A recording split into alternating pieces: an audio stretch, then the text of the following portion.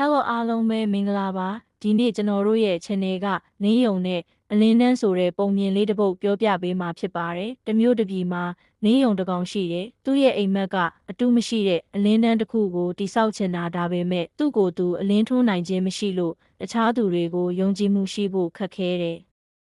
နင်းယုံတွေဟာတနေ့လုံးငြိမ်သက်ပြီးတာမန်ပဲနေတတ်ကြတာအလင်းတန်းတိဆောက်မယ်ဆိုတာတကယ်ဖြစ်နိုင်မလားဟုသူ့တငယ်ချင်းများကထင်မြင်တယ်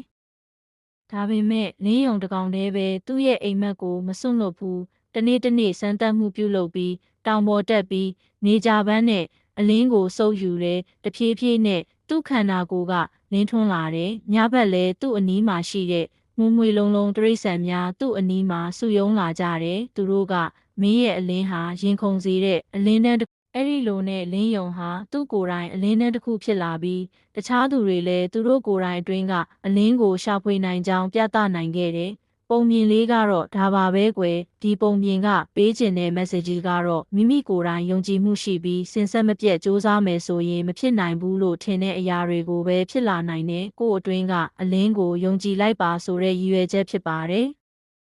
အဆုံးထိနားထောင်ပေးတဲ့ပရိသတ်တွေကိုအထူးကျေးဇူးတင်ပါတယ်ယခုလိုအထွေထွေဗဟုသုတတွေကိုသိကျင်နေဆိုရင်ကျွန်တော်တို့ရဲ့ channel ကို like and share လုပ်ပြီး subscribe လေးနှိပ်ထားနိုင်ပါတယ်